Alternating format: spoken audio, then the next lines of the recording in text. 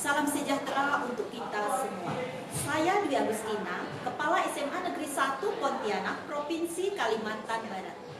Salah satu terobosan dari program Merdeka Belajar adalah kurikulum Merdeka dengan pembelajaran paradigma baru yang berpusat atau berpihak pada peserta didik. Dalam hal ini, semua kegiatan pembelajaran, baik intrakurikuler, ekstrakurikuler, maupun P5 harus dirancang dengan mempertimbangkan kebutuhan belajar peserta didik yang beragam. Pada kesempatan ini, saya akan berbagi praktik baik kepemimpinan pembelajaran yang sudah dan saat ini masih terus saya lakukan terkait dengan penerapan pembelajaran berdiferensiasi dengan judul Petruk untuk meningkatkan kompetensi pembelajaran berdiferensiasi. Untuk dapat menerapkan pembelajaran berdiferensiasi, hal pertama yang harus dilakukan guru adalah mengenal dengan baik peserta didiknya. Bagaimana kesiapan belajarnya, pencapaian sebelumnya, minatnya maupun profilnya. Informasi tersebut dapat diperoleh dengan berbagai cara, misalnya melakukan asesmen kognitif dan non-kognitif. Informasi-informasi yang diperoleh tersebut akan menjadi data awal guru dalam merencanakan kegiatan pembelajaran berdiferensiasi.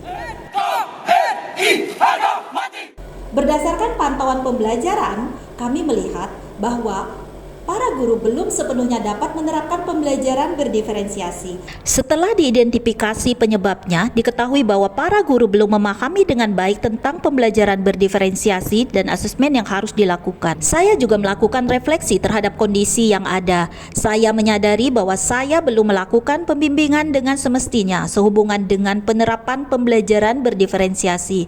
Pemahaman tentang pembelajaran berdiferensiasi juga masih sangat terbatas. Untuk menyikapinya, saya berupaya meningkatkan kompetensi diri dengan mencari referensi mengenai pembelajaran berdiferensiasi dengan searching di internet dan berkonsultasi pada ahlinya. Petruk adalah akronim dari pembimbingan terstruktur. Cara ini diyakini dapat meningkatkan kompetensi guru karena beragamnya strategi yang akan diterapkan, yaitu pelatihan, MGMP tingkat sekolah, dan coaching. Untuk pelatihan, sudah dilakukan IHT setiap awal semester atau awal tahun pelajaran.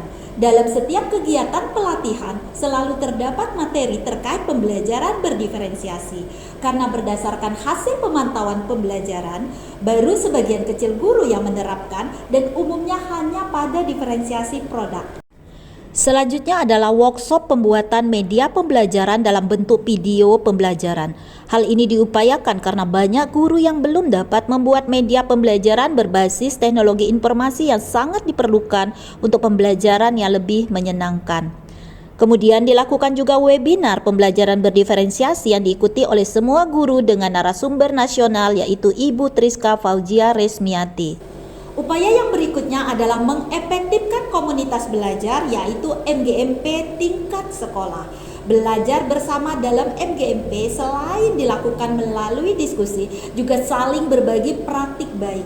Kepala sekolah juga meminta guru yang sudah kompeten untuk menjadi guru model, dan dengan difasilitasi kepala sekolah, guru lainnya melakukan kunjungan ke kelasnya untuk melihat kegiatan pembelajaran berdiferensiasi.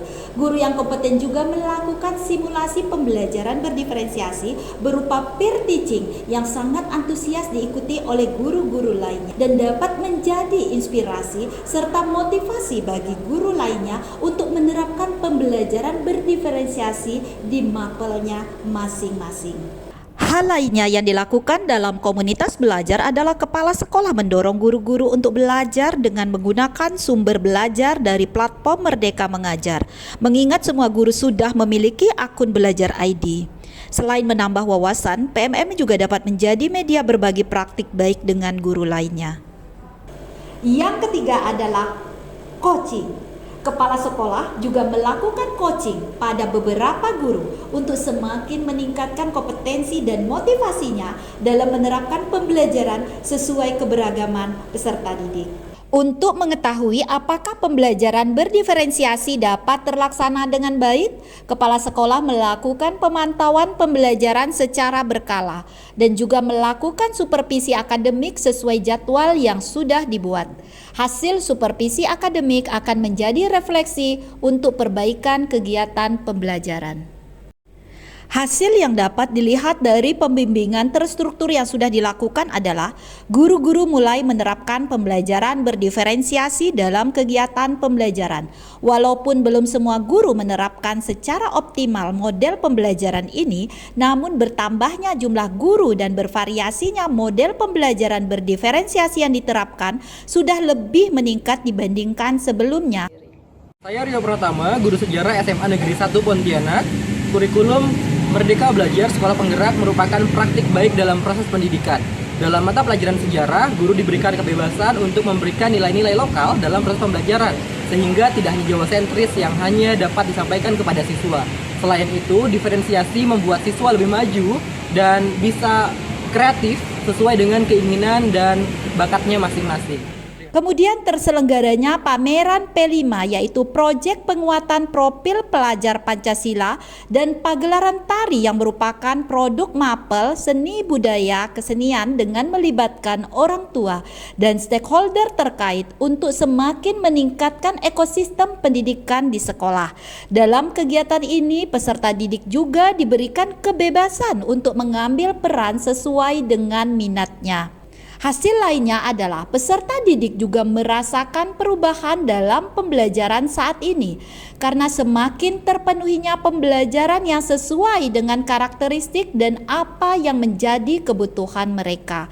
Kesepakatan lebih sering terjadi dibandingkan sebelumnya sehingga peserta didik tidak merasa hanya sebagai objek pembelajaran namun juga merupakan bagian yang didengar pendapatnya untuk membuat pembelajaran lebih bermakna dan menyenangkan. Kalau dari saya sendiri untuk sistem pembelajaran yang terdiferensial ini, saya merasa lebih bebas sekali, bahkan fleksibel dalam mengikuti pembelajaran. Nah, kenapa? Karena kami sebagai siswa itu merasa lebih terperhatikan lagi dan kami belajar itu tidak ada paksaan. Karena sistem pembelajaran mengikuti bagaimana sih enaknya kami dalam belajar. Jadi lebih bebas aja sih kalau menurut saya dan nyaman banget. Berikutnya terdapat peningkatan level sekolah dalam penerapan kurikulum merdeka, di mana saat ini sekolah kami berada pada level mandiri. Yang berikutnya adalah peningkatan prestasi peserta didik baik akademik maupun non-akademik.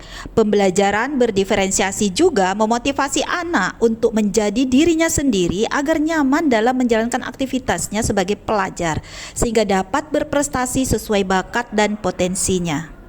Dari pencapaian-pencapaian tersebut, tindak lanjut yang akan kami lakukan adalah tetap melaksanakan Petruk dengan lebih intensif ke depannya, terutama untuk mengubah pola pikir guru bahwa keberagaman peserta didik adalah hal utama yang harus menjadi perhatian dan dapat menyikapi transformasi pembelajaran dengan cara yang lebih bijaksana, agar semua peserta didik dapat terlayani dengan baik sesuai konsep pembelajaran berdiferensiasi. Selain itu akan lebih mendorong guru agar dapat belajar mandiri melalui platform Merdeka Mengajar untuk meningkatkan kompetensinya. Kami juga melakukan pengimbasan praktik baik pembelajaran berdiferensiasi yang sudah dilakukan di sekolah.